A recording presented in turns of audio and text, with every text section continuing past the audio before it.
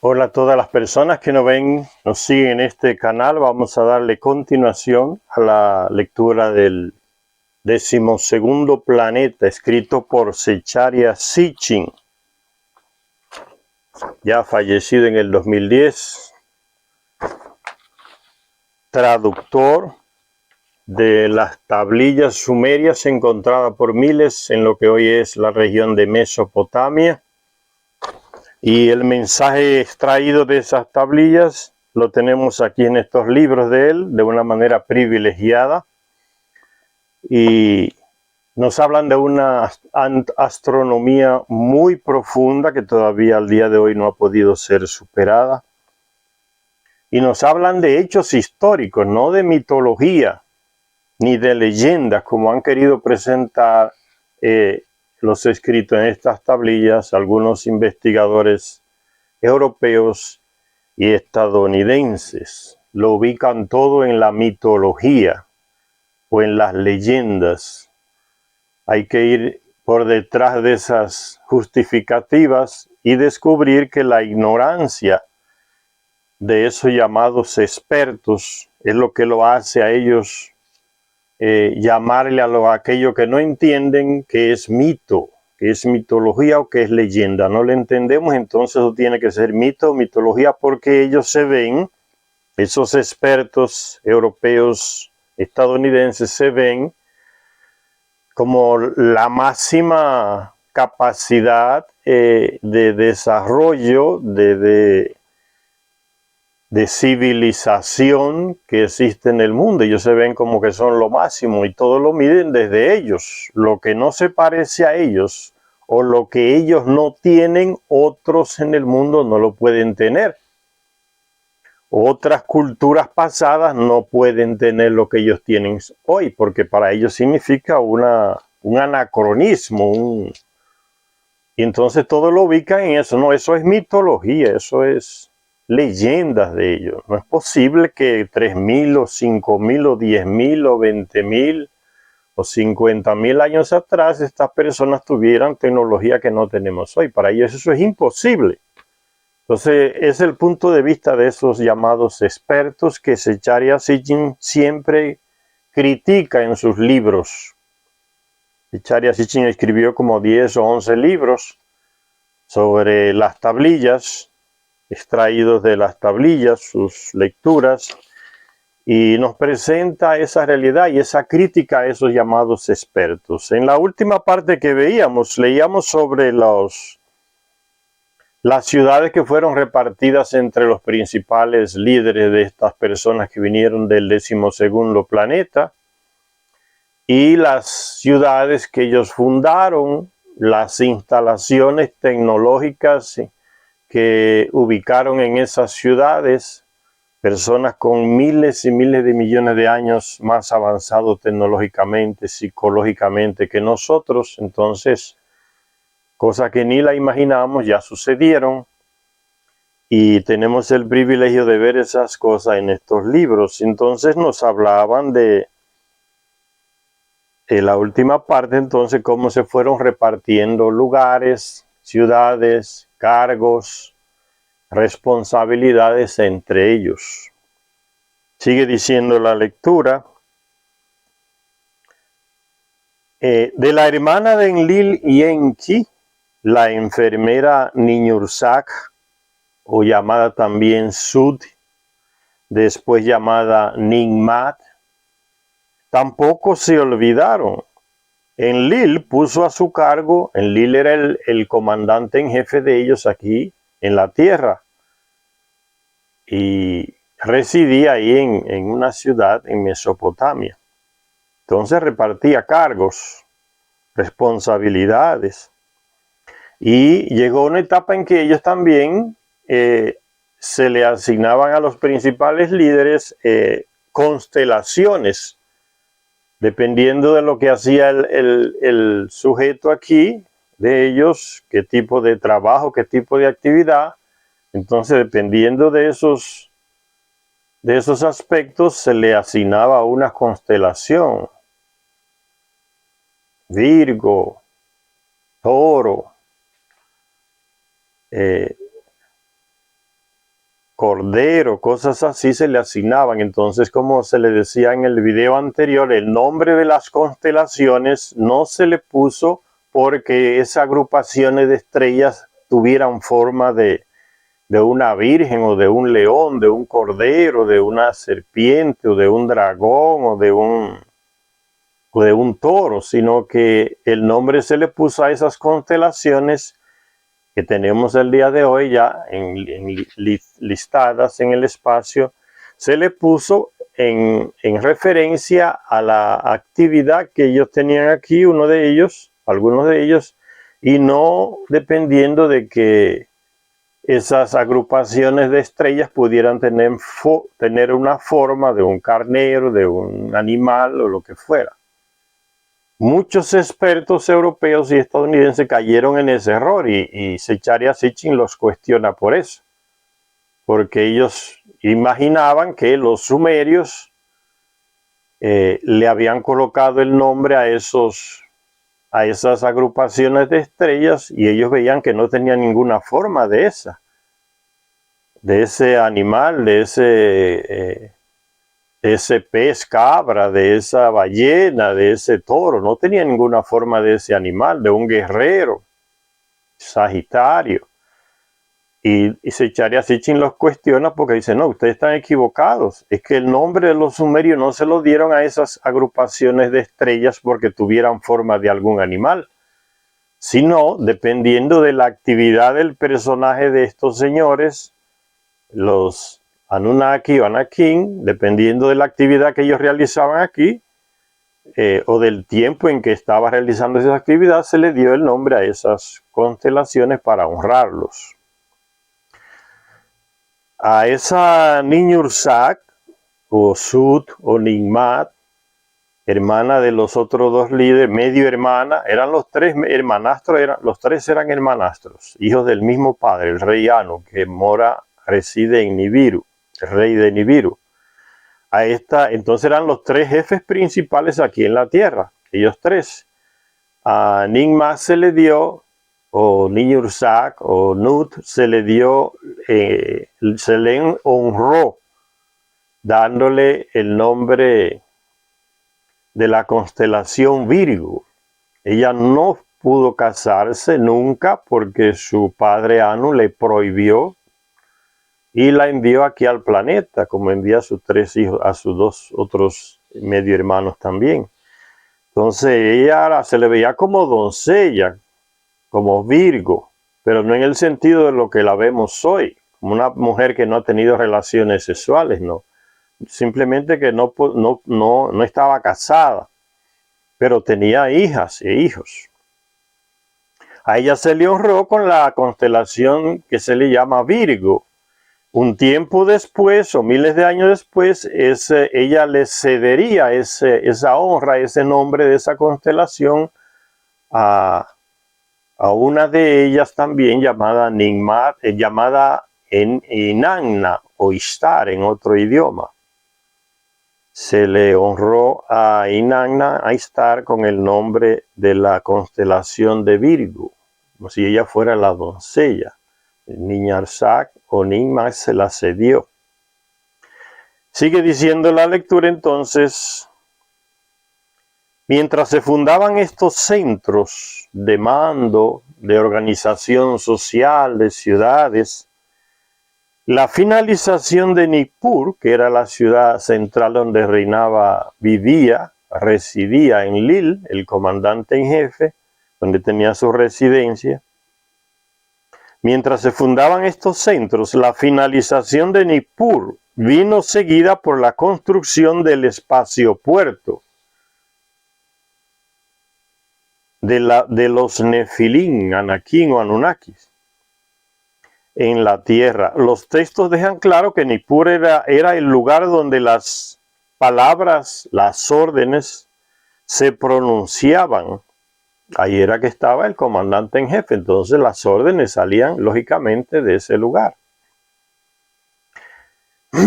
Enlil ordenaba hacia el cielo, dice, al cual los brillos se elevaban como un cohete celeste. Pero la acción tenía lugar donde Shamash se eleva el espacio puerto era dirigido por Utu, llamado también de Shamash, el espacio puerto donde salían, despegaban y llegaban las naves espaciales de ellos. La acción tenía lugar donde Shamash se eleva. Y ese lugar era, Zecharia Sitchin coloca el ejemplo del Cabo Kennedy aquí en Miami, que tienen los estadounidenses para lanzar naves al espacio, o más bien para administrar desde ese centro el lanzamiento de las naves al espacio. Dice Zecharia Sitchin, ese lugar donde comandaba Utu Shamash era como el Cabo Kennedy de los Nefilim, de los Anunnaki. Y era la ciudad llamada Sikpar, donde vivía y tenía su residencia ese Anunnaki llamado Utu Shamash. Y Sikpar era la ciudad pájaro, ciudad de las águilas, porque era desde ahí donde lanzaban las naves, el espacio puerto, como ya les mencioné, y donde estaban los astronautas, que se les asemejaba como a hombres águilas, no porque tuvieran alas como los pájaros, como las águilas o rostro de águilas, sino una imagen para decir los que podían elevarse en el cielo como las águilas, volar en sus naves espaciales. El jefe de las águilas, o sea, el comandante en jefe de los astronautas, donde los cohetes de varias fases se elevaban dentro de su enclave espacial, dentro del recinto sagrado. Cuando Shamash maduró para tomar el mando de los cohetes ígneos, o sea, del espacio puerto, y con el tiempo convertirse también en el dios de la justicia, fue uno de los primeros en su ciudad, ahí en Sikpar, que elaboró leyes como una jurisprudencia para regirse en su ciudad, y miles de años después, cuando fueron creados los terrestres, él le transmitió esos conocimientos jurídicos a los terrestres. Entonces, los primeros conocimientos jurídicos de esta civilización de la que formamos parte los transmitió ese Utu Shamash ahí en su ciudad Sikpar. Por eso dice Zecharia Sitchin, el dios de la justicia. A él se le asignaron las constelaciones de Escorpio y de Libra, que tiene la imagen de la balanza, esa constelación que se le asigna a uno de los signos del zodíaco. Completando la lista de las 7 primeras ciudades de los dioses, ahí en Mesopotamia, y su correspondencia con las 12 constelaciones del zodíaco, estaba otra ciudad llamada Larak, donde Enlil puso al mando a su hijo Ninurta. Ninurta fue el primer hijo de Enlil, que lo tuvo con su media hermana que ya mencionamos, Ninursak o Sut o Nigmat, cuando vivían allá en Nibiru. Y como ya se recuerda en el libro perdido de Enki, ella era la prometida de Enki, que era el primogénito de Anu, allá en Nibiru, era la prometida. Anu le dio permiso para que se casara con su medio hermano Enki. Estando en esa situación, ella tenía relaciones sexuales amorosas con su otro medio hermano llamado Enlil, y quedó embarazada y tuvo ese hijo Ninurta ya en Nibiru, que después llegó aquí a la tierra y se le nombró comandante en algunos lugares, y por esa causa fue que el padre de ellos tres, de Nigmat, de Enki, de Enlil, la castigó diciéndole que nunca se iba a casar, le prohibía casarse. Fue enviada aquí a la tierra también como la jefa de las enfermeras, doctoras, era también bióloga, genetista, y se quedó en esa situación, con hijas sí, con hijos, pero nunca pudo casarse. Entonces ella tuvo ese hijo con su medio hermano Ninurta, con su medio hermano Enlil, llamado el hijo Ninurta. En esa ciudad Larak, Enlil puso a ese hijo suyo, Ninurta, a gobernar, a dirigir y para que levantara su residencia llamada templo por los terrestres en esa ciudad del Arak. Las listas de las ciudades le llaman Pabilsac o Gran Protector a ese Ninurta, que es el mismo nombre que recibía la constelación de Sagitario. Ven, dependiendo de la actividad, como ya le expliqué, que tenía ese personaje aquí en la Tierra, era que se le ponía el nombre a una constelación, pero no porque la constelación tuviera forma de Sagitario, sino porque ese personaje aquí, al que se honró con esa constelación, tenía como el significado del nombre que él tenía o del apellido que se le dio, Pabilsac, Gran Protector, que es el mismo nombre que recibía la constelación de Sagitario. Sería poco realista pensar que las 7 primeras ciudades de los dioses entre comillas, porque nunca fueron dioses, ni son, se fundaron sin ton ni son. Podría pensarse así, pero no fue así, fue toda una planificación. Estos dioses, entre comillas, que eran capaces de viajar por el espacio, situaron los primeros asentamientos de acuerdo con un plan definido.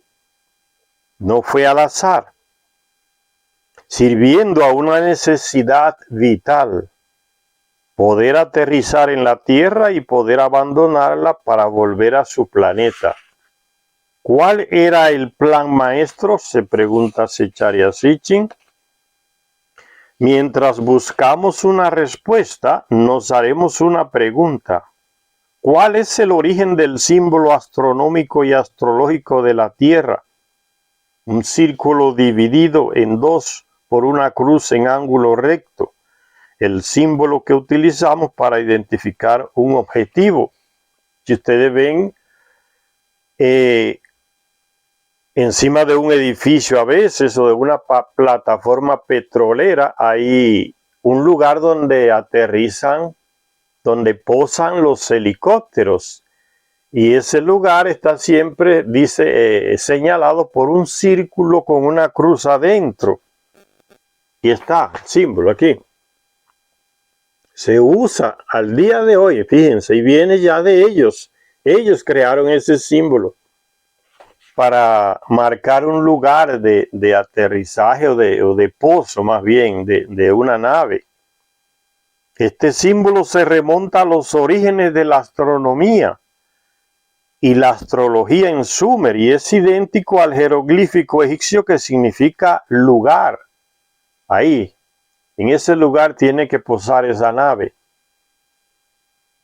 Y fíjense que el símbolo es un círculo con una cruz adentro, que llegó también a significar el símbolo del planeta de ellos, de Nibiru, el planeta del cruz, el 12º planeta. Y al día de hoy, señores, mire cuántos miles de años ese símbolo se sigue usando para lo mismo.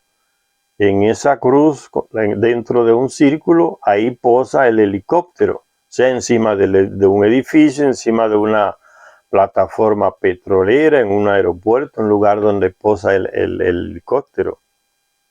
Y se pregunta Zecharia Sitchin, ¿es esto una coincidencia o una evidencia significativa?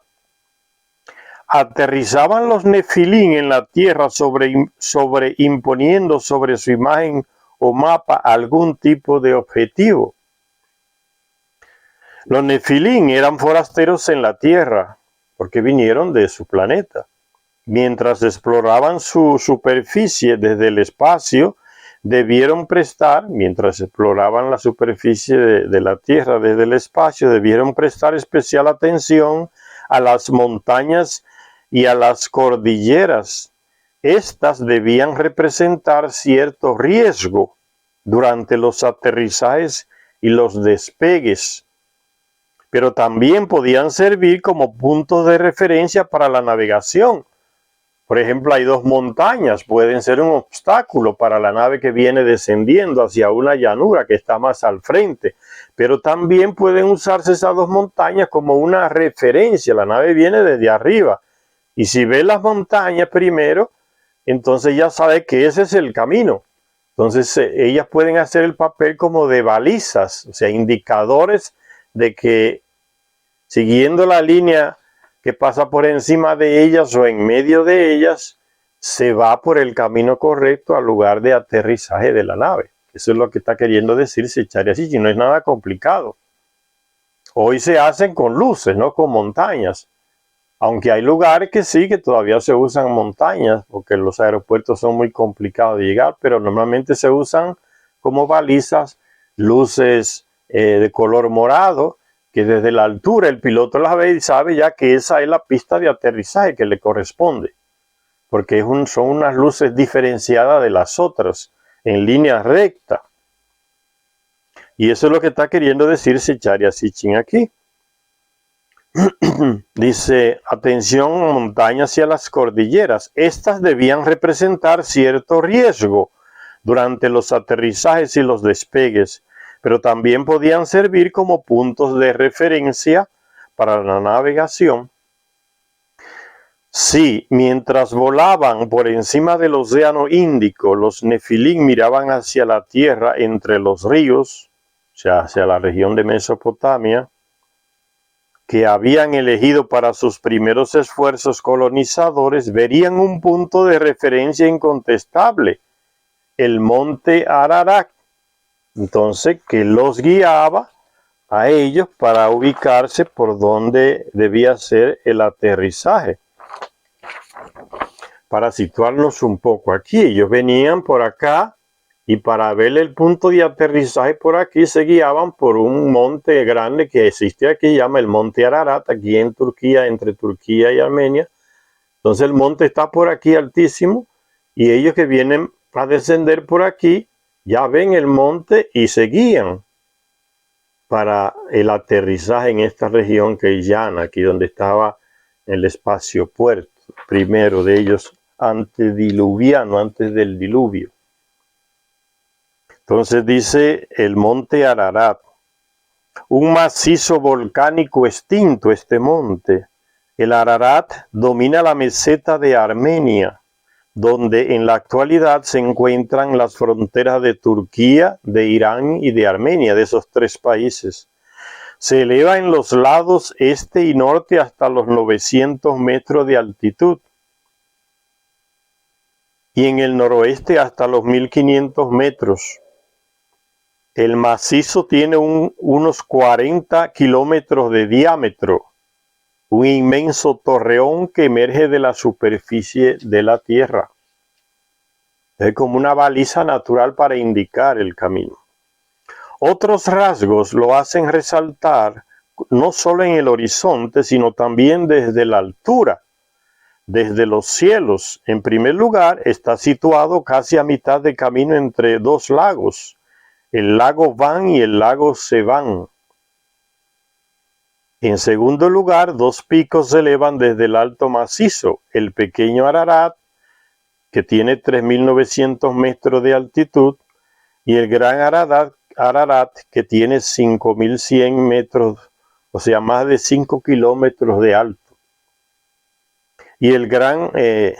ninguna otra montaña rivaliza con las solitarias alturas de estos dos picos, que están permanentemente cubiertos de nieve.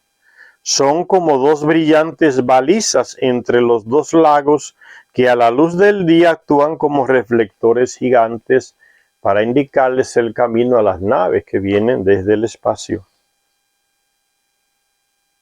Tenemos razones para creer que los nefilim eligieron su lugar de aterrizaje coordinando un meridiano norte-sur con un punto de referencia inequívoco.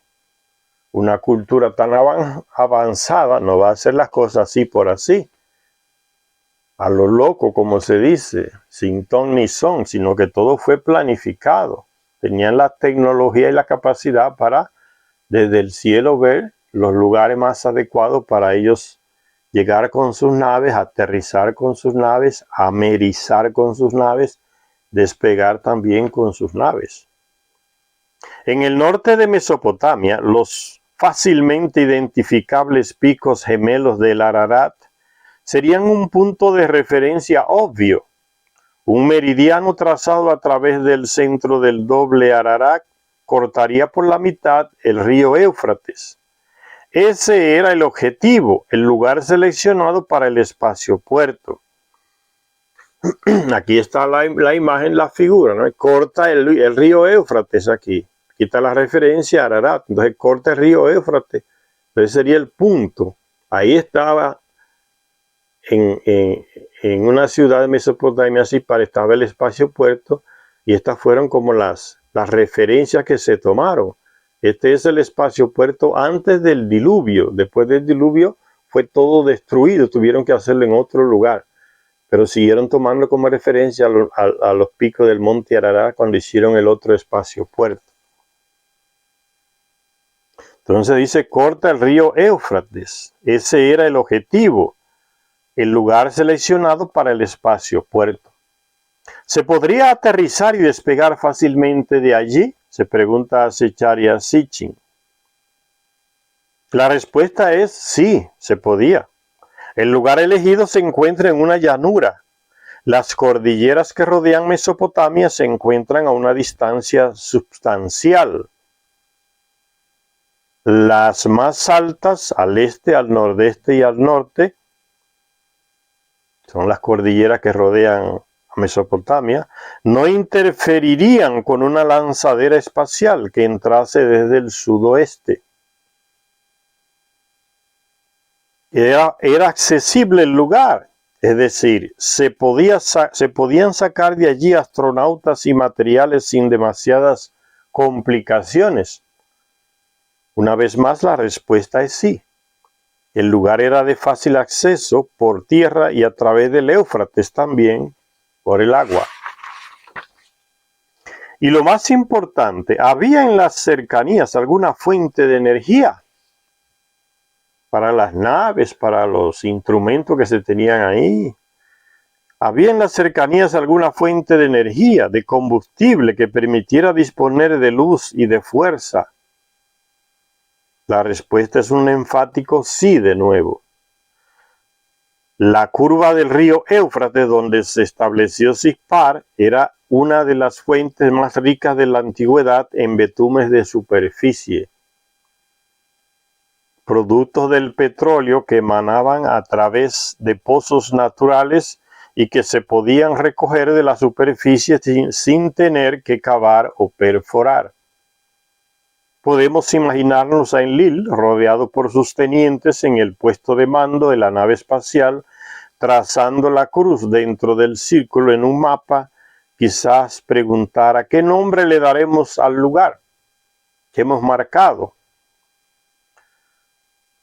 ¿Por qué Sippar?, viene la pregunta. Podría haber respondido alguien. ¿Por qué Sippar? Se harían una pregunta entre ellos. Eso es Zecharia Sitchin imaginándose un diálogo entre el comandante y sus colaboradores para el lugar de aterrizaje, ubicarlo. ¿Por qué no Sippar? Se le puede dar a ese nombre, a ese lugar, Sippar, por haber respondido alguien, podría haber respondido alguien. En los idiomas de Oriente Próximo este nombre significa ave. Sippar era el lugar donde las águilas volvían al nido. Está hablando de las naves, donde las naves regresan a posar y son guardadas, resguardadas también. El espacio puerto era el nido de las águilas. La imagen, ¿ven? La imagen para el espacio puerto y las naves. Ese es el nido de las águilas, Sippar, ciudad pájaro. Ahí llegan, aquí se resguardan, aquí se cuidan, desde aquí salen, aquí vuelven. Lugar donde las águilas volvían al nido. Tomaron esa imagen de esa ave, el águila, para hacer referencia a los astronautas. ¿Cómo tomarían tierra en Sippar las lanzaderas espaciales? Podemos visualizar a uno de aquellos navegantes del espacio anotando la mejor ruta. A la izquierda tenían el Éufrates y la meseta montañosa al oeste de él. A la derecha el Tigris, el río Tigris y los montes Zagros al este de este río. Entonces los montes Zagros, Tigris estaban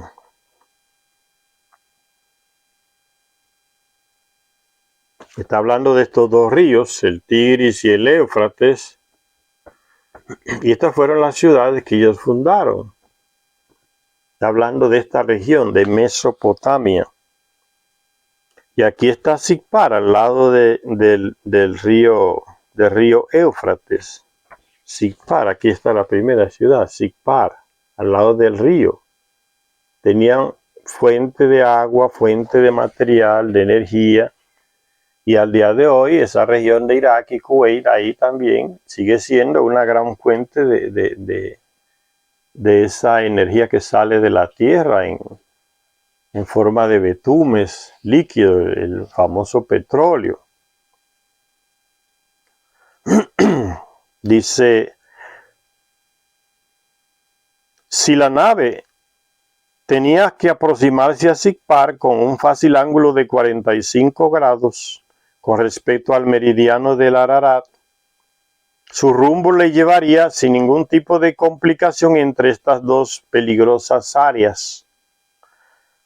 Además, llegando a tierra con este ángulo, pasaría más al sur por encima de la punta rocosa de Arabia, aunque a gran altitud, y comenzaría a planear en sus maniobras de aproximación sobre las aguas del Golfo Pérsico. Tanto al ir como al venir, la nave se vería libre de todo tipo de obstáculos, tanto en su campo de visión como en sus comunicaciones con el control de la misión en Nippur. El teniente de Enlil podría hacer entonces un rápido esbozo, un triángulo de aguas y montañas a cada lado, apuntando como una flecha hacia Sicpar. Una X marcaría Nippur en el centro. Sería esta imagen, ¿no? Fíjense que ellos toman la imagen de su propio planeta, ¿no? El círculo, la cruz dentro del círculo para hacer sus ciudades, sus lugares estratégicos, ¿no? Entonces Sicpar sería como el centro, marcada con la cruz donde van a aterrizar. Recuérdense ya el ejemplo que le puse del símbolo de los helicópteros para ellos posar. El círculo con la cruz, pues de eso está hablando, ¿no? ¿Dónde posarían las naves? Pues en Sicpar. Se colocaría ese símbolo aquí para que desde arriba vieran que ese era el lugar de aterrizaje, Sicpar, la ciudad donde estaba el espacio puerto.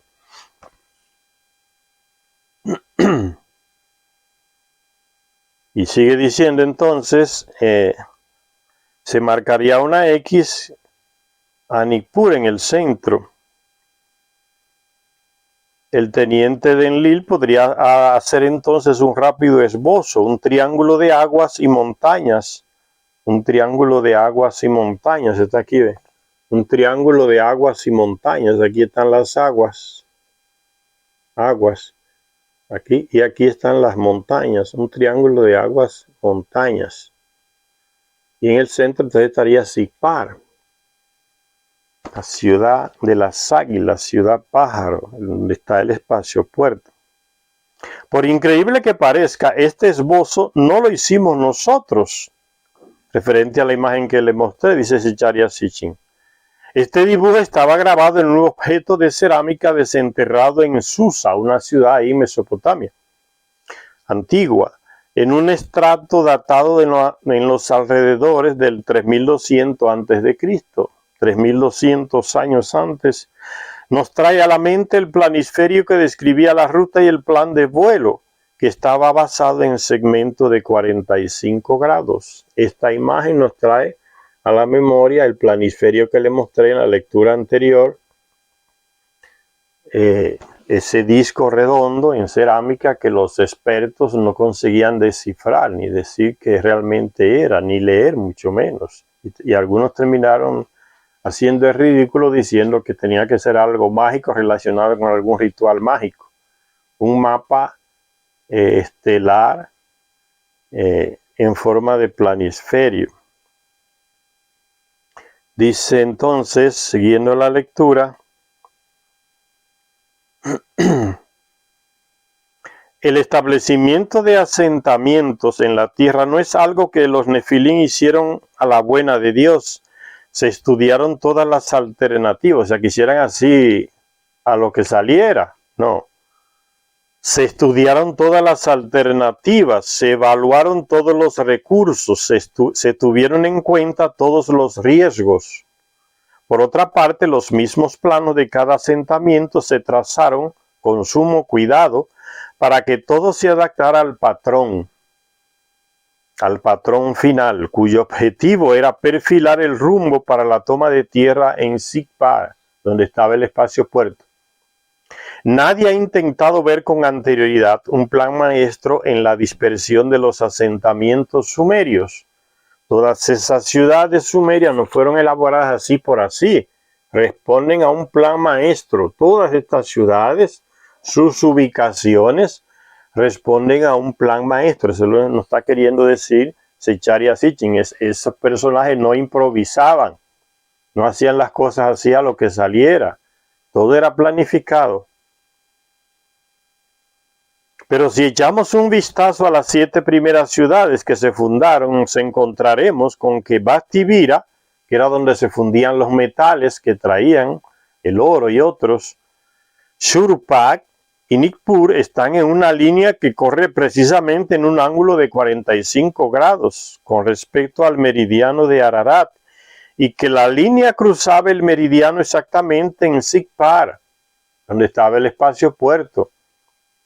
Las otras dos ciudades cuyos emplazamientos conocemos, Eridu y Larsa, se encuentran también en otra línea recta que cruza a la primera línea y al meridiano del Ararat también en Sippar. Guiándonos por el antiguo esbozo que hacía de Nippur el centro de un círculo y dibujando círculos concéntricos desde Nippur a través de las distintas ciudades, nos encontraremos con que otra antigua población sumeria, llamada Lagash, esa ciudad, estaba situada exactamente en uno de estos círculos, en una línea equidistante de la línea de los 45 grados, como la línea Eridu, Larsa, Sippar. La posición de Lagash es un reflejo simétrico de la de Larsa, ¿ve? Un reflejo simétrico, todo exactamente calculado, matemáticamente calculado, astronómicamente calculado, la matemática y la astronomía juntas en la cabeza de esos personajes con una inteligencia millones de veces más avanzada que la nuestra. Todo estaba exactamente calculado. Esos planos ya los aprendieron los terrestres de ellos. Y recuérdense que en los textos antiguos de la Biblia, del Antiguo Testamento, aparecen ellos, porque la Biblia habla de ellos, aunque el monoteísmo religioso se inventó un tal Yahvé para darle todas las cosas a él, que él fue que hizo esto, que fue aquello, eso es falso. Eso es manipulación de textos. Los antiguos textos de la Biblia hablan de estos personajes. Y ustedes verán como ellos también le dan, o algunos de ellos le dan a los terrestres medidas exactas para que hagan las cosas. Le enseñaron también lo que podríamos decir hoy esa ciencia arquitectónica, planificadora. Todo planificado a nivel de matemática astronómica. Matemática terrestre. Ustedes nos recuerdan algunos textos, el llamado Dios en la Biblia dándole el tamaño, las medidas al arca que tenía que construir Noé, al arca de la alianza ahí, que el rey David fue encargado de construirla. Las medidas del templo se le daba a los reyes, que era la clase privilegiada junto con los sumos sacerdotes. Ellos, los Anunnaki y los Anakim, le daban esos documentos a ellos escritos. Y a los mismos Anunnaki, otros personajes más superiores a ellos, también les dieron esquemas ya escritos en tablillas. La visión sueño de Enki, de Enlil, y de aquel personaje Galsu, que le decía en la visión sueño y entregaba unas tablillas con unas medidas de lo que tenían que hacer.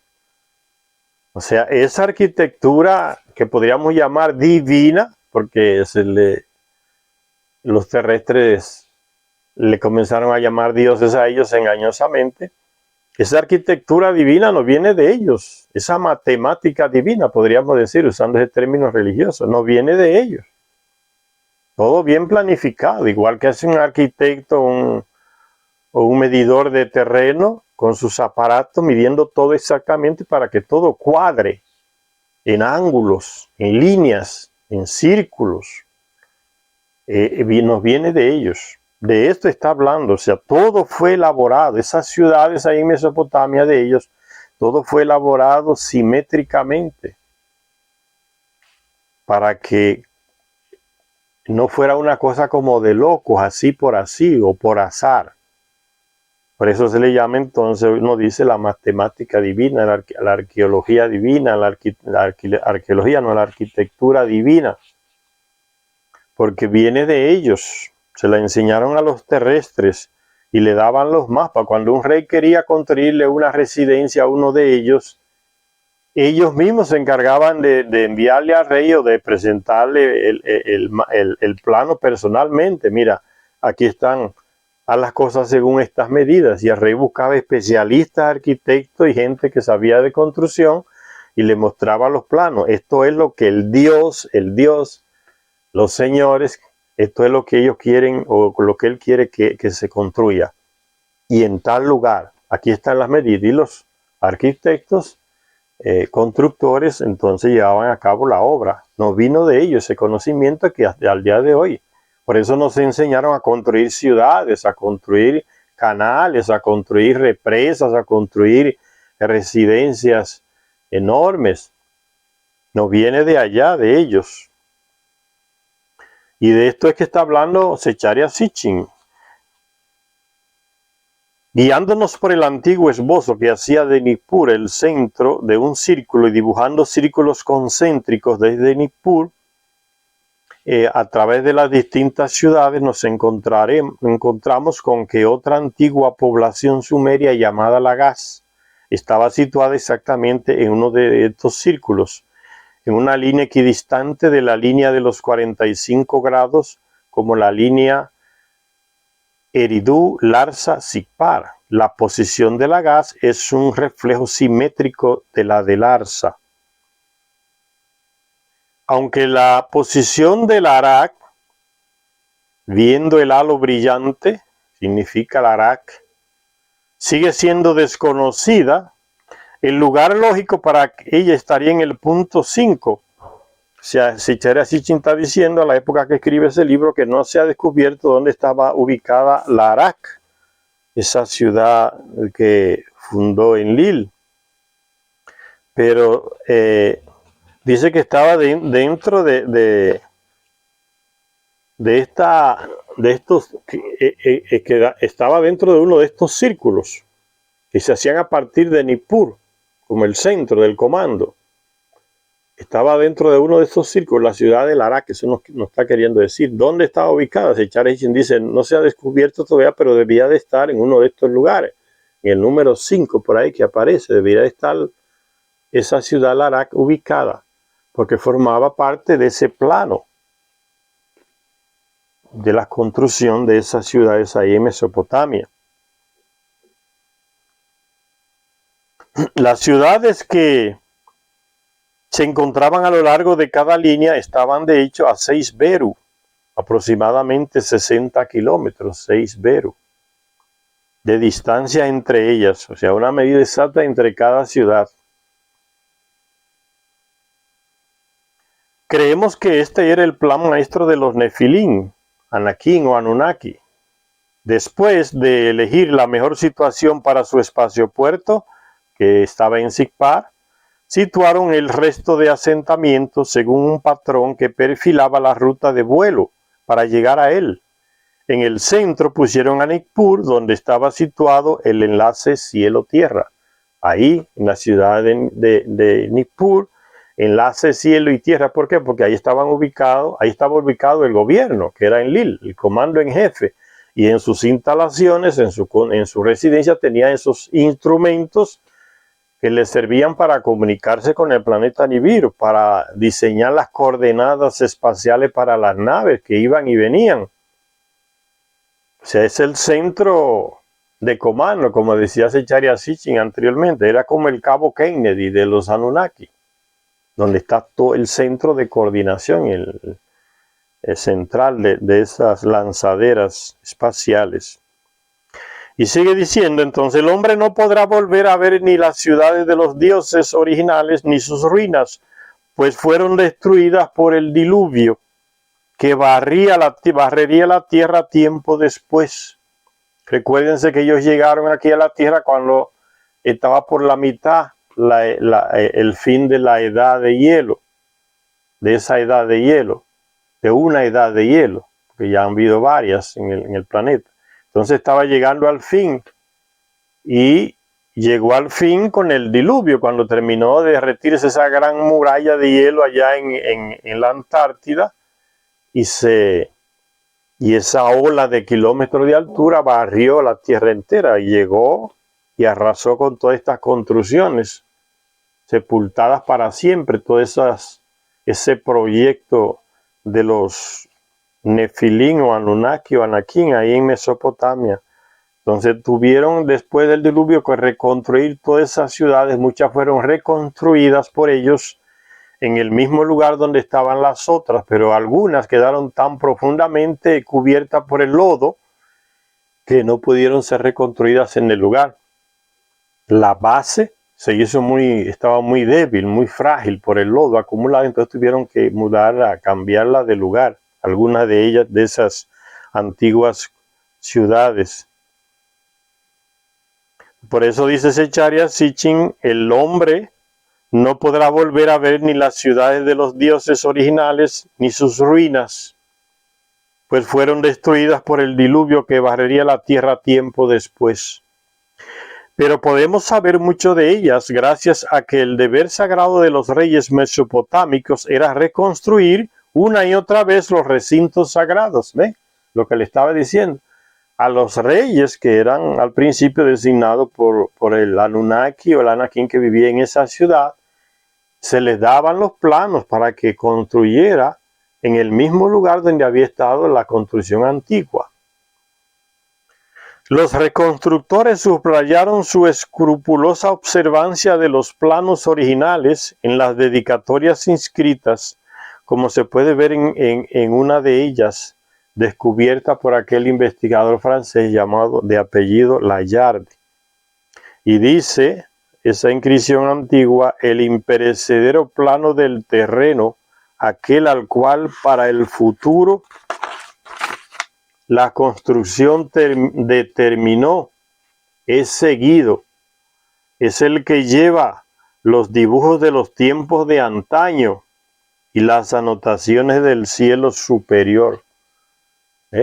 El diseño de antaño, de los tiempos de antaño, esa medida temporal que inicia cuando llegaron los primeros Anunnaki al planeta y que termina con la irrupción del diluvio. Ese es el comienzo y el fin de los tiempos de antaño, esa medida temporal que ellos mismos, los Anunnaki, designaron de esa manera, los tiempos de antaño. A eso se refiere el escrito de este rey. Dice, la construcción determinó, es seguido, es el que lleva los dibujos de los tiempos de antaño y las anotaciones del cielo superior. Anotaciones del cielo superior, porque fue escrito por ellos que vinieron de allá, del cielo superior, de su planeta Nibiru. Entonces el rey seguía esos mismos planos dados por los Anunnaki. Si, como sugerimos, Lagash era una de las ciudades que sirvieron como baliza de aterrizaje, estaba en esa línea que pasaba por el centro de Sipar, esa línea imaginaria de 45 grados en las que fueron elaboradas, construidas todas esas ciudades. Entonces dice, si como sugerimos, Lagash era una de las ciudades que sirvieron como baliza de aterrizaje, gran parte de la información que nos proporciona Gudea, aquel rey, desde el tercer milenio antes de Cristo, 3000 años antes de Cristo, aquel rey Gudea, tendrá sentido. Gudea escribió que cuando Ninurta le dio instrucciones para reconstruir el sagrado recinto, ven, al que la gente llamaba de Dios, Ninurta, era uno de ellos. Personalmente le entregó al rey Gudea los planos de lo que quería que el rey mandara construir. Dice, Ninurta le dio instrucciones personalmente para reconstruir el sagrado recinto, o sea, la residencia de Ninurta, es el sagrado recinto. Otro dios que le acompañaba, o sea, otro Anunnaki que acompañaba a Ninurta, le dio los planos arquitectónicos dibujados en una tablilla de arcilla. Y una diosa, o sea, una mujer de ellos, de los Anunnaki, y una diosa que había viajado entre el cielo y la tierra en su cámara. Esa mujer tenía una nave pequeña que se le llamaba cámara celeste, para viajar de aquí para allá, aquí en el planeta. Esa es una especie de nave pequeña, que muchos de ellos tenían, otros no tenían, pero esa aquí dice que tenía una pequeña cámara, una cámara celeste se llama. Dice, una tercera acompañante de Ninurta, una mujer, una diosa, dice que había viajado entre el cielo y la tierra en su cámara, le mostró a Gudea un mapa celeste y le dio instrucciones sobre los alineamientos astronómicos de la estructura. ¿Ven? Ellos construían combinando, estudiando bien el terreno, los alrededores y combinando también las matemáticas astronómicas, o combinando con las constelaciones, con su planeta. Todo estaba combinado. Y si eso se ha descubierto al día de hoy, hay muchas construcciones aquí en nuestro continente americano, en otros lugares de Asia, de Europa, donde las construcciones están coordinadas con las constelaciones, la ubicación de las constelaciones, con el solsticio. Esa astronomía sagrada la enseñaron ellos y se la enseñaron a muchísimas culturas aquí en esta parte del planeta, en la superficie. Por eso muchos de esos edificios antiguos que quedan en las ruinas están con esas coordenadas perfectamente. Las pirámides, algunas pirámides aquí en América, edificios grandes, todos fueron hechos con esa arquitectura divina, o sea que nos vino de ellos. Y sigue diciendo entonces, además del pájaro negro divino, que era una nave espacial, era de Ninurta, el pájaro negro divino. Y, o sea, los principales de ellos tenían sus naves personales. Ninurta tenía una, Marduk tenía una, Enki tenía una, Enlil tenía una, y así otros tenían sus naves personales. Pájaros divinos, barcos divinos, hay diferentes nombres para este tipo de naves de esas personas. Además del pájaro negro divino en el recinto sagrado, ellos guardaban su nave en los recintos. Cuando el rey recibía los planos para construirle su templo, como le decían los terrestres, o sea, el recinto, la residencia de ese Anunnaki, de ese dios, en los planos ya estaba incluida un lugar como diríamos hoy, de parqueo de su nave, para guardar su nave espacial. Normalmente era en la última parte de la construcción triangular, allá encima, una parte plana, gruesa, ahí descendían ellos con su nave y la guardaban. Recuérdense que son naves para viajar aquí en la Tierra y hasta cierto lugar en el espacio. No está refiriéndose a la nave madre que ficaba circulando el planeta y se iba llena de oro. Está hablando, aquí hay diferentes tipos de naves. Entonces, el pájaro negro era una de esas naves personales de Ninurta. En caso aquí era de Ninurta, y en la construcción se le indicaba en el plano en qué lugar ese local iba a ser construido. Normalmente en la parte más alta de la construcción triangular, piramidal, que se le construía a ese llamado Dios. Dice, además del pájaro negro divino, en el recinto sagrado se instaló también el ojo terrible del Dios, el gran rayo que somete al mundo a su poder. Después de echar así, sin explicar qué serían estos instrumentos. y el controlador del mundo, cuyo sonido podía reverberar en todas partes. Por último, cuando se terminó la estructura, se elevó sobre ella el emblema de Utu, mirando hacia el lugar elevado de Utu, hacia el espacio puerto de Sigpar. Todos estos objetos brillantes eran importantes para las operaciones del espacio puerto, pues el mismo Utu apareció muy contento para inspeccionar las instalaciones cuando estuvieron terminadas. Él, después que terminaron la construcción, el hombre fue allá para controlar, para ver todo, y ficó feliz.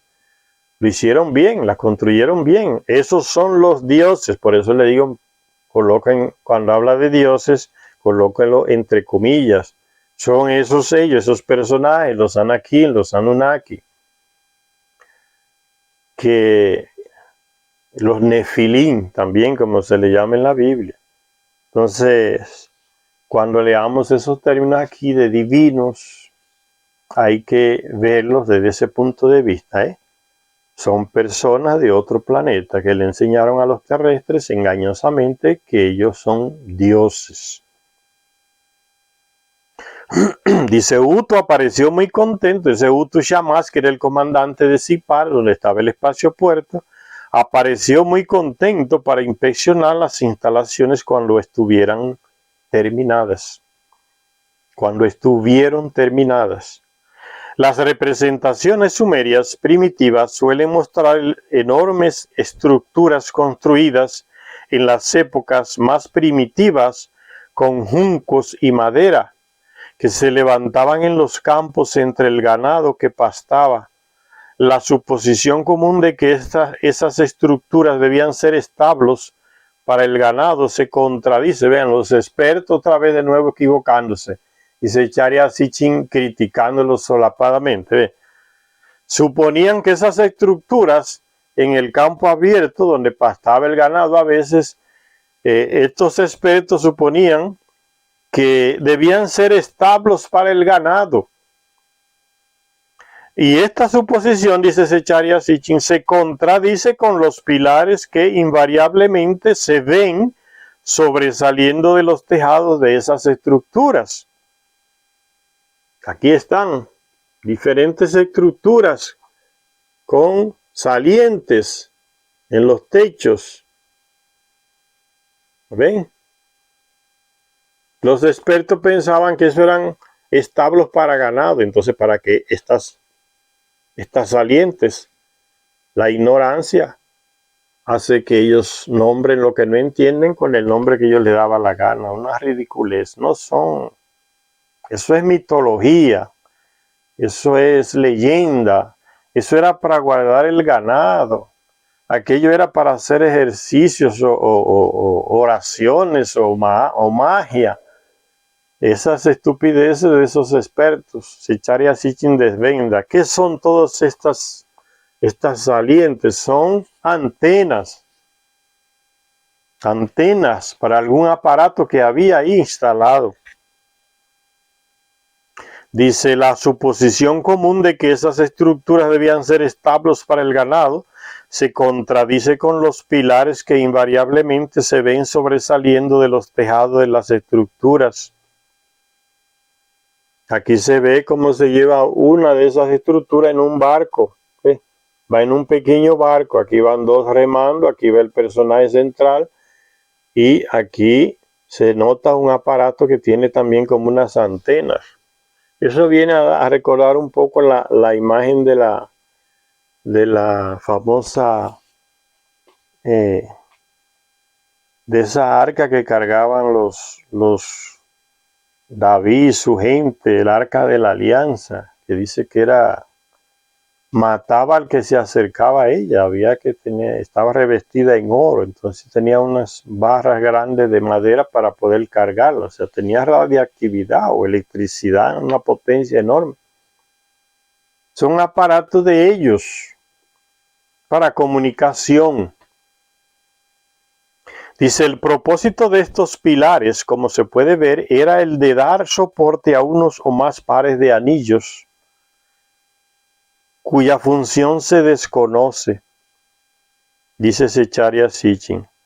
Pues Zecharia Sitchin tiene la humildad de decir, no sé, función desconocida, no sé para qué sería, pero no inventa diciendo, eso es mitología, como hacen los llamados expertos. Él dice simplemente, no se sabe para qué era ese círculo aquí debajo que le daba sustento a las antenas. ¿Para qué? Zecharia Sitchin, no sé, yo no sé para qué. Eso que le da sustento a las antenas aquí debajo. Esa es la humildad del que sabe. Contrario al orgullo del ignorante, que cuando no sabe, dice un disparate, le sale cualquier cosa.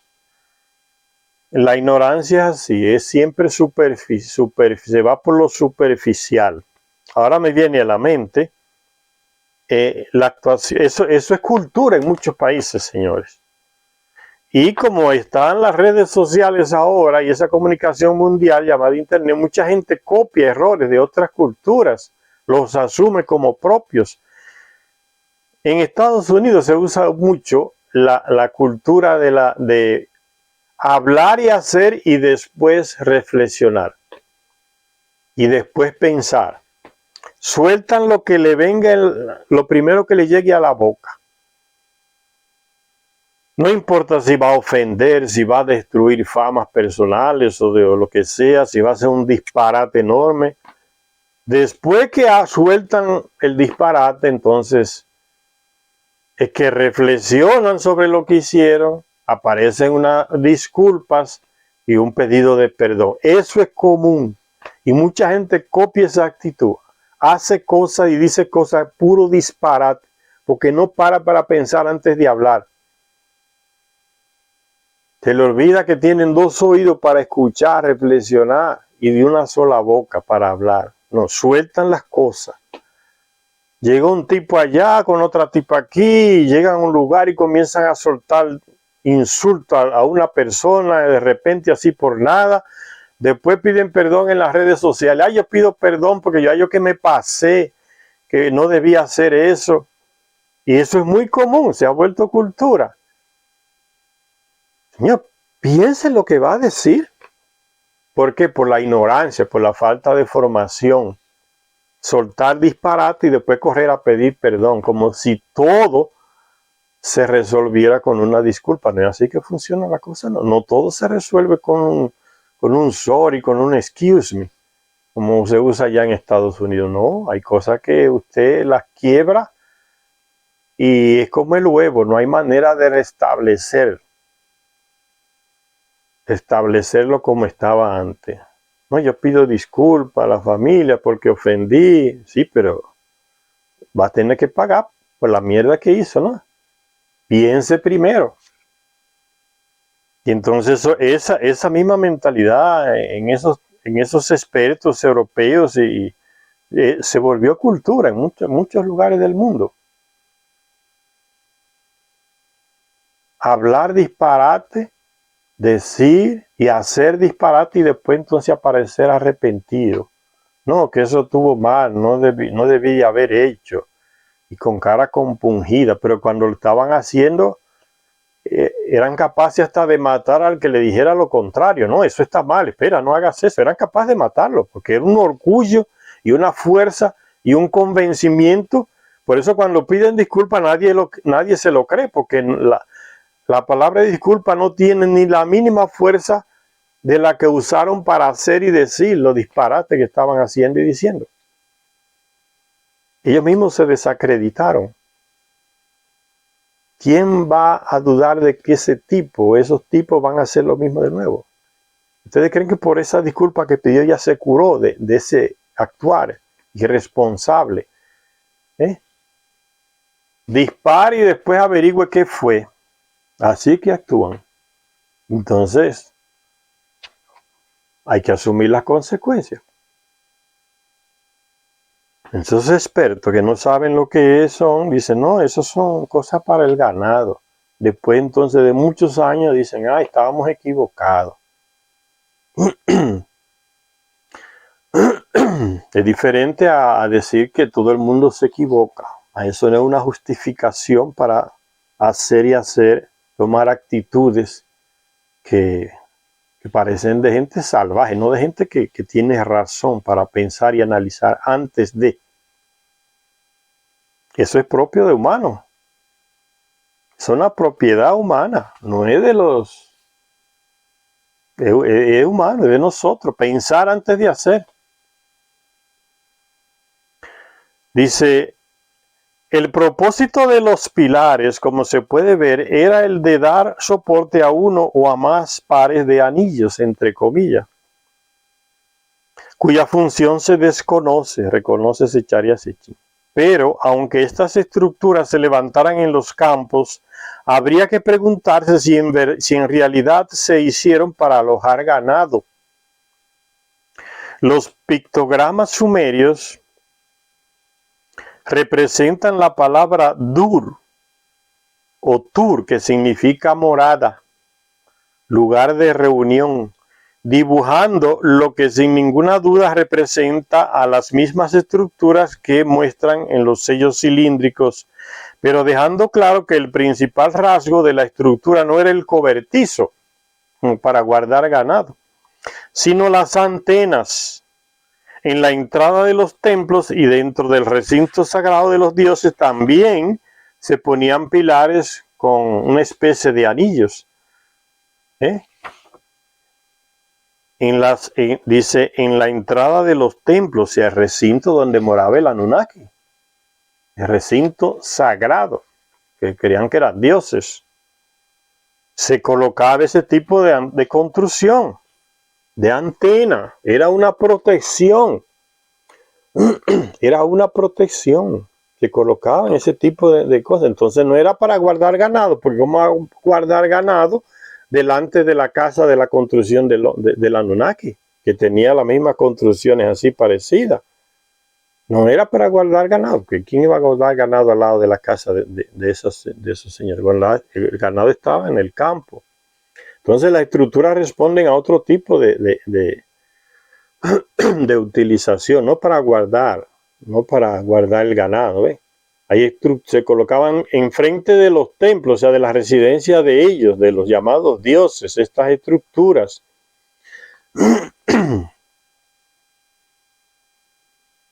En la entrada de los templos y dentro del recinto sagrado de los dioses. ¿Quién iba a guardar ganado dentro del recinto de esos señores? También se ponían pilares, así pues no era esta una costumbre exclusiva del campo. ¿No serían estos objetos antenas conectadas a un equipo emisor? Se hace la pregunta Zecharia Sitchin. ¿No serían esa especie de anillos emisores de radar situados en los campos para guiar a la lanzadera que llegaba? Formaba parte de ese plano del sistema de aterrizaje, captar señales. ¿No serían dispositivos de escáner que aquellos pilares con algo parecido a un ojo? Los ojos que todo lo ven, como ya se dijo, de los dioses de los que muchos textos hablaban. Los ojos de los que todo lo ven. Aquí están, ¿ve? En la estructura se ven como ojos, ¿ven? Como si fueran ojos. A eso se refiere, los ojos de lo que todo lo ven. ¿Se colocaban para qué? Como una especie de radar, para proteger las estructuras donde estaban los aparatos de ellos.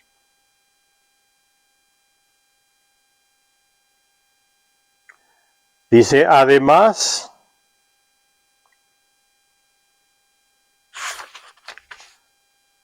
estas cajas negras,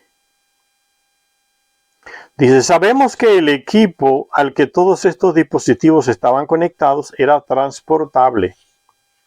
Aquí aparecen en un barco transportando uno de esos equipos. Aquí está.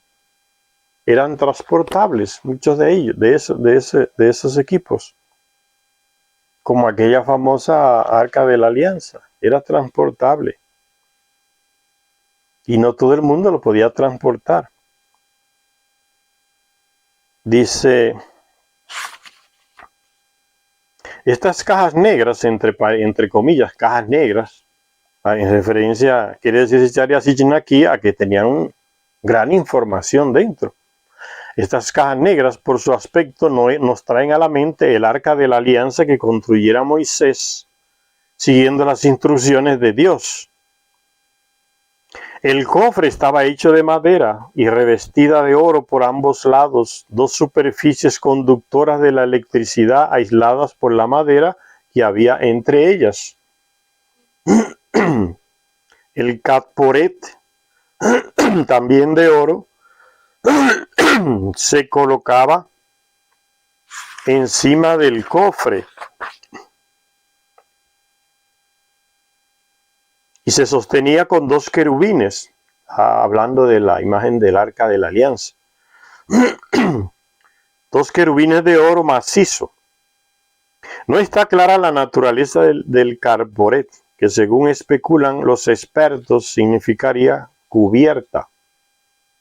Pero este versículo del Éxodo sugiere su propósito, cuando dice: me dirigiré a ti desde arriba del carporet, de entre los dos querubines. Era un aparato de comunicación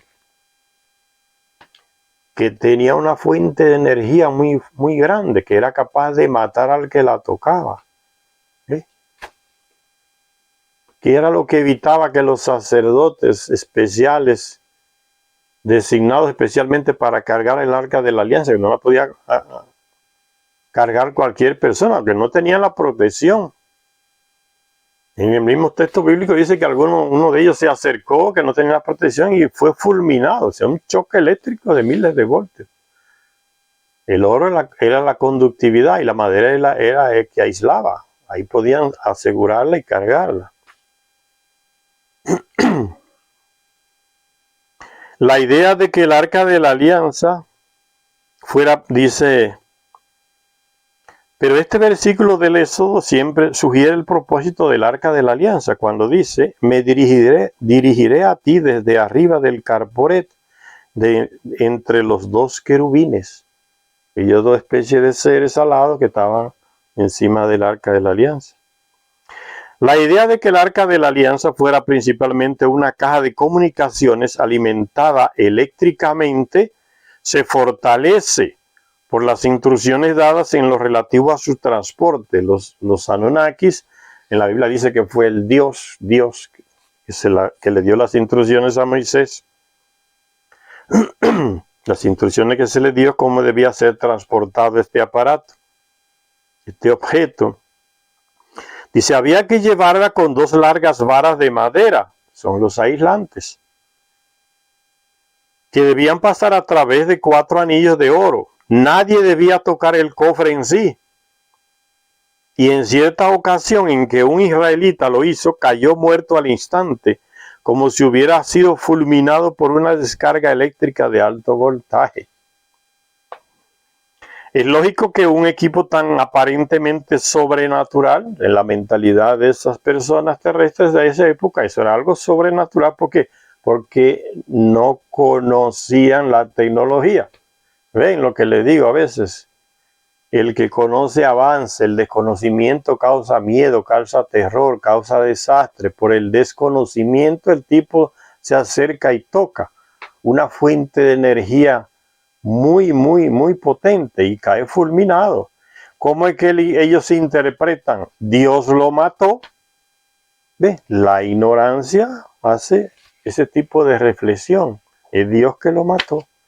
Pero lo grande, señores, es que a miles de años de esos hechos, relatados como ya vimos en el Antiguo Testamento, a miles de años todavía se encuentran gente que estudió, que dirige iglesias, que tienen títulos y ropa extraña, se colocan y se tienen como gente que sabe, expresan la misma ignorancia de miles y miles de años atrás. Ustedes no han escuchado sacerdotes, obispos, cardenales, pastores, hablando ese disparate, pura ignorancia de que cuando cae un rayo y mató a tal fulano o cayó encima de tal lugar, fue un castigo divino. El terremoto fue un castigo de Dios por los pecadores. El ciclón fue un castigo de Dios porque había demasiado perversidad moral. En pleno siglo XXI, señor, esa mentalidad tan atrasada, existe esa ignorancia en esos llamados dirigentes que se supone que saben. Imagínense que no pensará el pueblo sencillo. Y eso es peligroso, eso es una ideología, es una mentalidad que tiene sus riesgos, porque la ignorancia siempre es peligrosa. Significa que si yo recibí un golpe de un rayo, el terremoto me destruyó mi casa, el ciclón me arrasó con mi casa porque yo soy pecador. Y fíjense las consecuencias de asumir esa mentalidad, esa ignorancia. Entonces déjame llevarle un buen dinero al padre, un buen dinero al pastor, un buen carro, regalarle un buen edificio a la iglesia para que construya el templo de las oraciones, darle miles de dinero, ¿ve? Se tranza con dinero para que Dios lo perdone y no le vuelva a suceder esa desgracia. ¿Ve a dónde lleva la ignorancia? Al enriquecimiento de los que controlan a través de la ignorancia,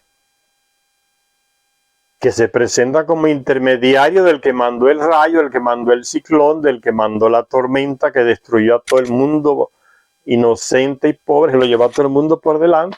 Ellos dicen que lo controlan, entonces vamos a darle cosas a ese, dinero, objetos, bienes, para que le diga al fulano, oye, no me mande ese negocio otra vez.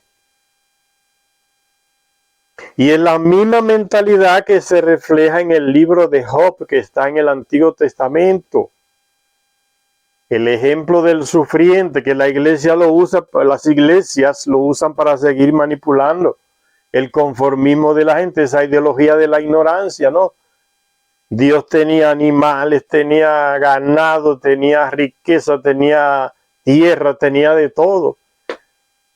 Y lo perdió todo. ¿Y cuál era la reflexión que hacía Job en el libro de Job en la Biblia? El Señor me lo dio, el Señor me lo quitó. Fíjense, la pura ignorancia, señores. Y ya le expliqué a dónde lleva esa mentalidad de ignorancia. A lo que ya le dije. La ignorancia trae ese miedo, ese terror, esas desgracias encima de muchas personas. Y sobre todo en la mente. Ahí el desastre más grande ocurre en la mente de las personas. Pastores en cualquier parte del país. Ustedes van a Estados Unidos, voy a poner un ejemplo. O van a Brasil. Ustedes ven esos pastores, señores, son llenos de cadenas de oro. Ya no se conforman con un anillo, 10 anillos en cada dedo, 7 relojes de millones de pesos, de dólares. Carro de último modelo, residencia, yates, barcos, aviones, dueño de bancos, dueño de emisoras, dueño de canales de televisión, señor, y no pagan ni un centavo de impuesto. ¿Quién le da todo ese dinero? La gente ignorante que va a esas iglesias, señores, que creen las estupideces que le predican esos señores. Y la gente como ciego y sordo. Usted no ve que el tipo no tenía nada y ya tiene 7 canales de televisión, ya tiene 7 bancos, tiene millones en tal banco. Residencia para aquí, para allá, aviones, yates, barcos, cadenas, oro. Y usted sigue dándole.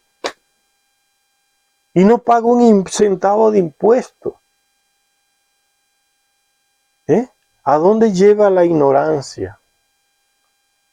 Y esos señores se le llena el corazón de una... el avaro no, es como un corazón sin fondo, un deseo sin fondo de tener riqueza y acumular. Y al poco se muere y no se lleva nada. Desnudo se va. Pero el avaro es así. Y la gente le da, y él sigue hablando, y el que no me da, le va a caer el diablo encima, el infierno encima, el alma se le va a perder. El tipo ya, que era un burro, ahora ya sabe decir lo que pasa después que usted se muere. ¿Y usted se lo cree? Tipo nunca estudió, no tiene un título universitario y ya sabe lo que pasa después que la gente se muere.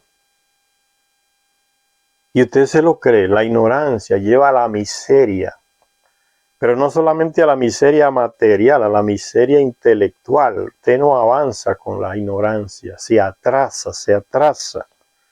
Y eso atrasa a un país, atrasa a un pueblo, atrasa a una sociedad. Es capaz, es violenta, la ignorancia es violenta, porque es capaz de matar esperanzas, luchas, revoluciones, revueltas contra la opresión, la ignorancia. Por eso es que los conquistadores españoles, portugueses y otros europeos enviaban a quienes, a los que trabajan la cabeza de la gente, para que le metieran la ignorancia primero. Los padres, los misioneros, las iglesias, ¿pagos por quiénes? Por el rey, por los reyes. Eran empleados. ¿Y enviados qué? Como avanzada, como vanguardia, para que plantaran la ignorancia en la cabeza de los indígenas, de los negros, sea en África, sea aquí, o sea en el otro lugar. La misma Europa. Amansaban primero y después entonces llegaban los soldados sin mucho esfuerzo y ahí terminaban el trabajo. Le amansaban, le metían la ignorancia. ¿Y cuál era la ignorancia? La religión. Tienen que obedecer al rey, a sus soldados, a sus representantes, no luchar contra él, no matarlos a ellos, aunque ellos los maten a ustedes, no robarles a ellos, aunque ellos les roben a ustedes, porque ellos son designados por el Dios que les predicamos. Esa es la historia, señores. El que no lee desde ese punto de vista, yo no sé qué historia que está leyendo. O estará leyendo la historia que es capaz de celebrar la matanza de los indígenas cada 12 de octubre de cada año. Y decir que es una celebración porque ellos vinieron a civilizar. Solo eso celebran. Ahora, si usted lee y entiende, no va a hacer esa estupidez. Venga, ¿hasta dónde llega la ignorancia? La política de la ignorancia ya se convirtió en política de Estado. ¿Qué es lo que hacen los medios occidentales con lo que está pasando en Ucrania?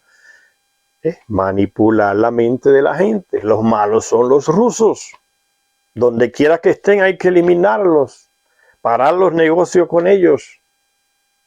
Hay que hacer todo lo posible para que se hundan esos malditos rusos, porque nosotros somos los buenos que vamos a ayudar a la pobre Ucrania a defenderse de ese monstruo que son los rusos.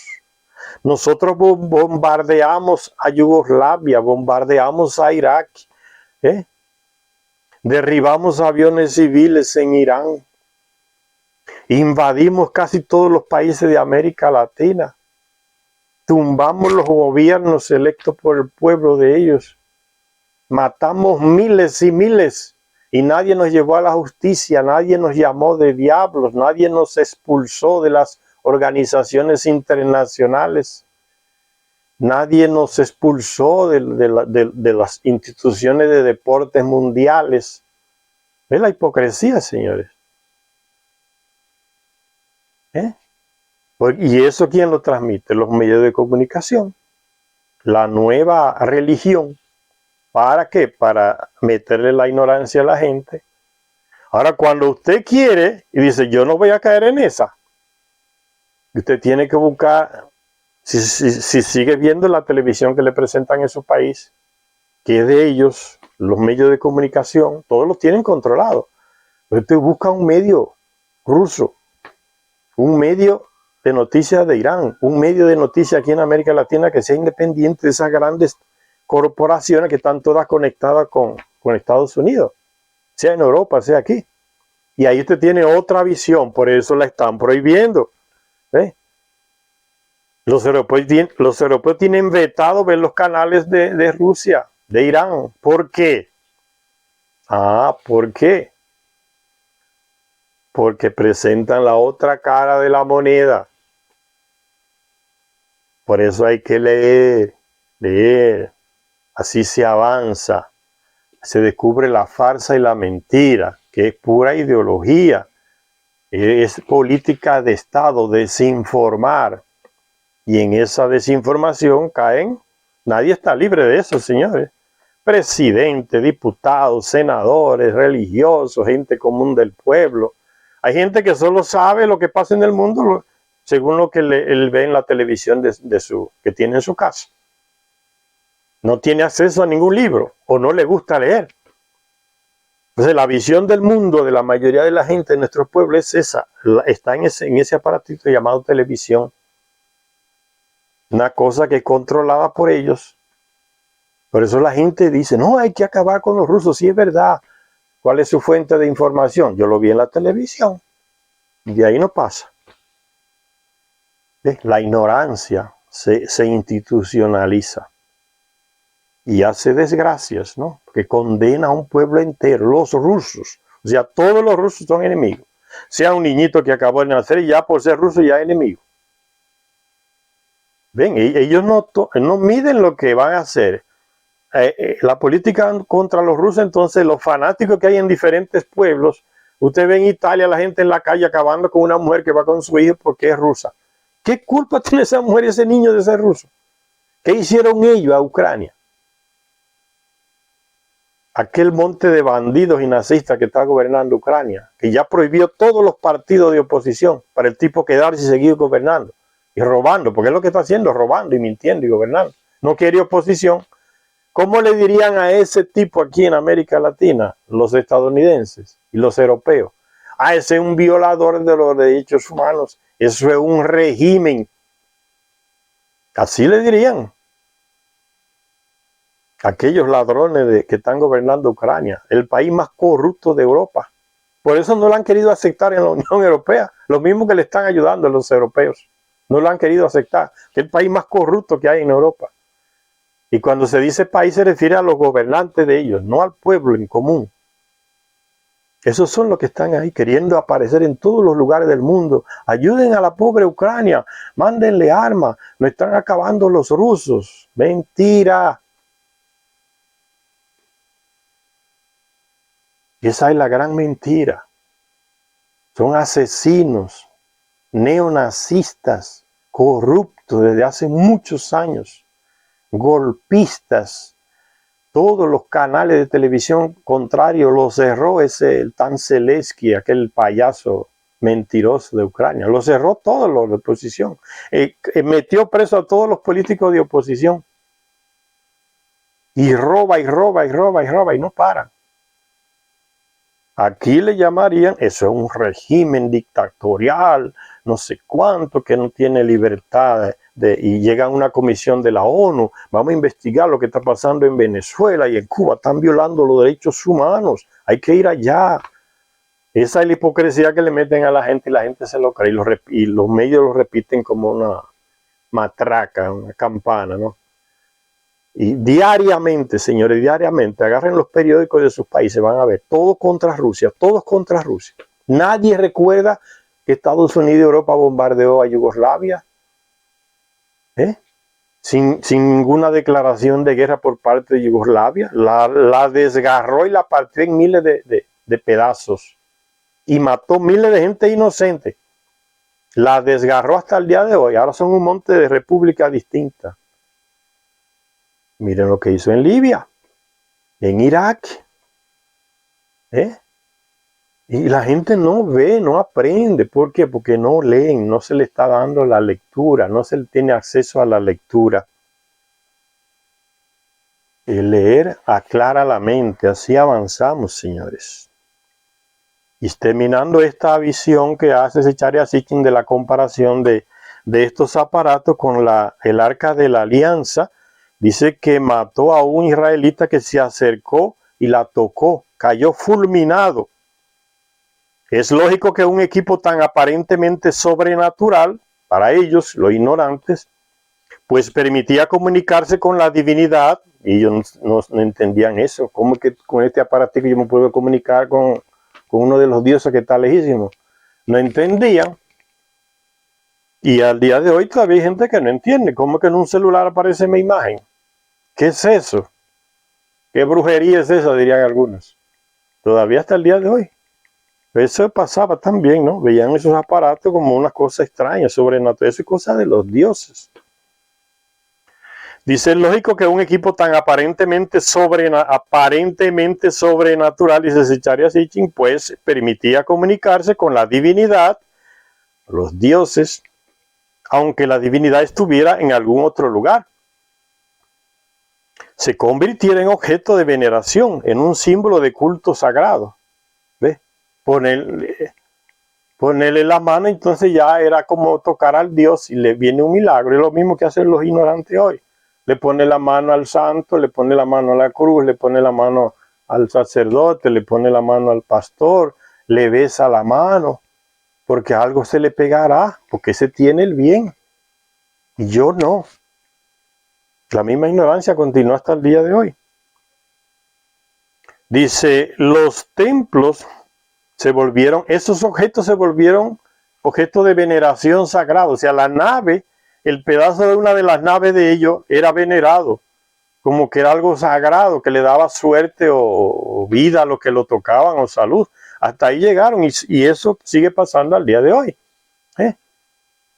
La gente busca las reliquias y las cosas y le pone la mano, le pasa la mano, aunque esté lleno de polvo y se lo ponen por aquí y por allá.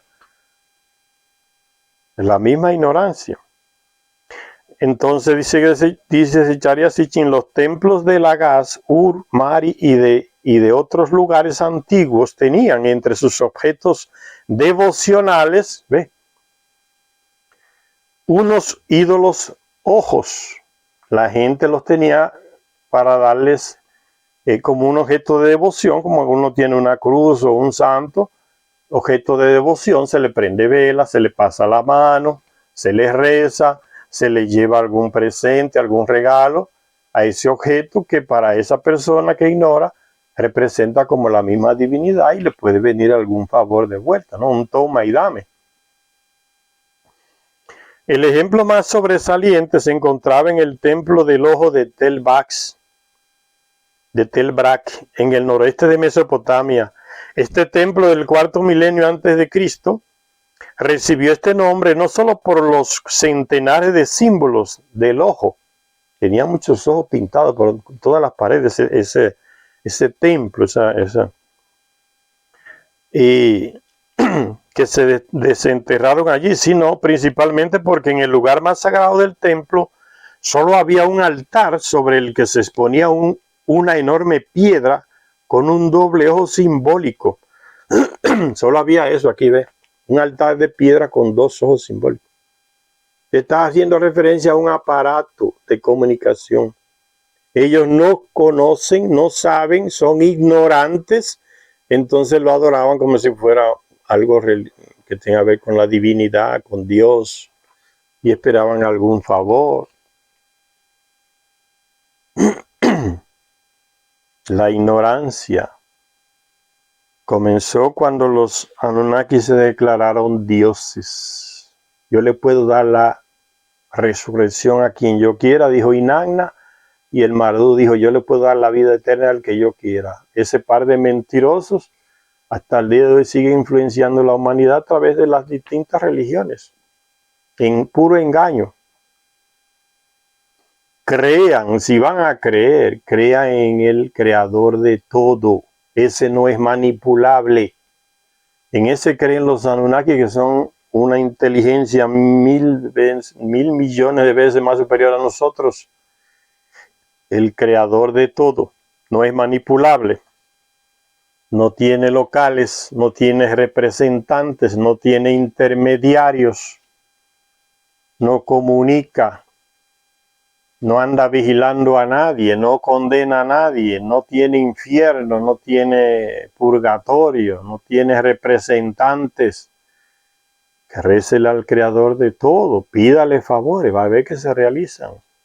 Usted no tiene que ir a las iglesias y a los pastores como supuestos intermediarios entre el Dios y usted. Usted va por la ignorancia. Hágalo, va a ver que le va a dar el resultado, el creador de todo, porque hay que tener la fuerza en algo. El ser humano como que se siente tan débil en cierto momento que necesita el auxilio de algo, una fuerza superior. Y la única que ven es esa de las instituciones religiosas. Récele, busque la fuerza del creador de todo. Usted no sabe quién es, dónde está, cómo es, nada. Solo en su corazón usted le reza y le pide, si quiere le prende vela a esa fuerza. No tiene representación. No hay con qué representarla. Porque está más allá de nuestra razón. Por eso le digo, ese, si usted quiere llamarle de Dios, llámele como usted quiera. Él no se ofende porque usted le diga que no es Dios. Porque hay gente que tiene miedo de no decirle Dios a Dios. Creen que le va a caer un rayo encima, una desgracia, ¿no? Eso le meten las iglesias a la gente en la cabeza, ese miedo, ¿no? Y eso llega a una violencia tan profunda, señores, que hay supuestos representantes de ese Dios, seguidores de eso que ellos llaman de Dios, que lo pueden matar a usted. Porque ellos asumen que usted le está faltando respeto a ese Dios. Porque usted dijo alguna palabra, hizo algún gesto, mencionó un nombre. Mira hasta lo ridículo que llega la ignorancia. ¿Cómo puede ser tan violenta? Lo pueden matar y condenado a la muerte. Porque usted ofendió a Alá, ofendió a Dios.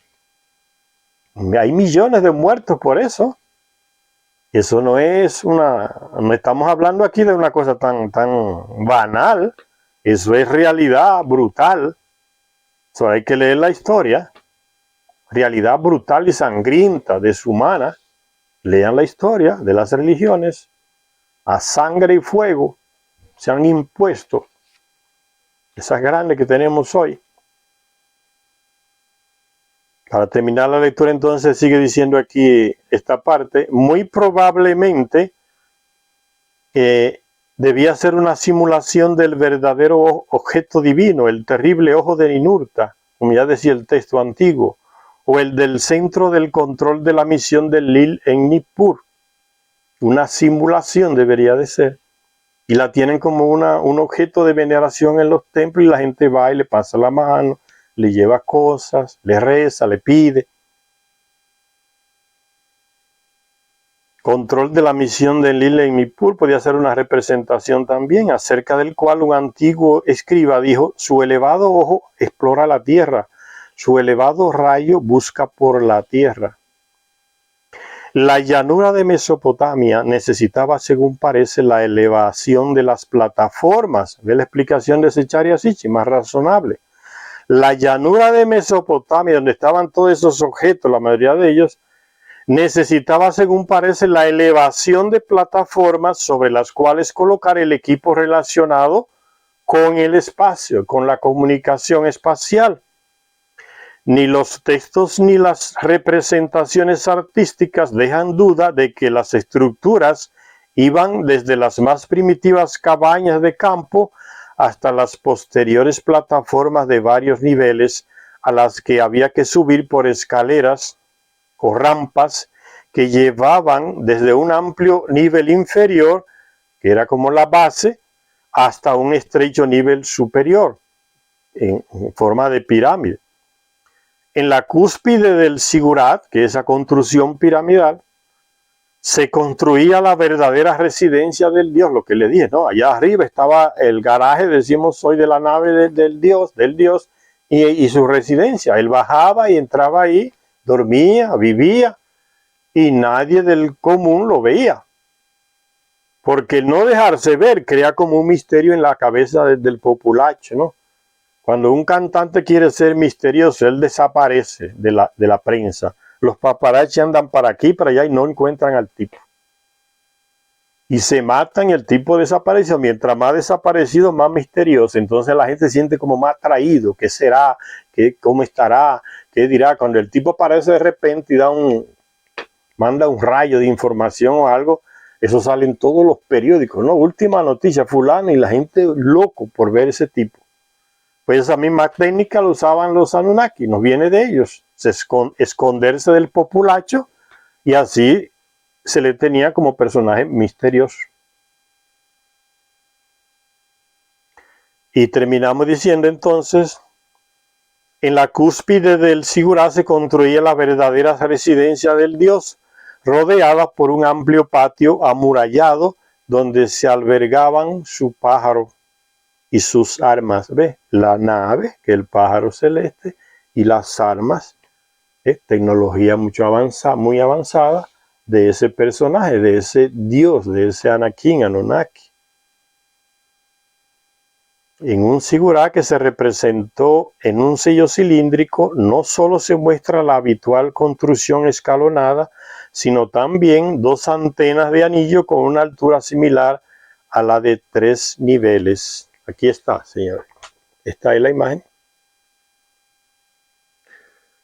Vamos a hacer una parada. Gracias a todas las personas que nos ven. Esperamos que hayan aprendido algo, porque ese es el objetivo, que la gente aprenda y avance. Gracias a todas las personas que nos ven en este canal.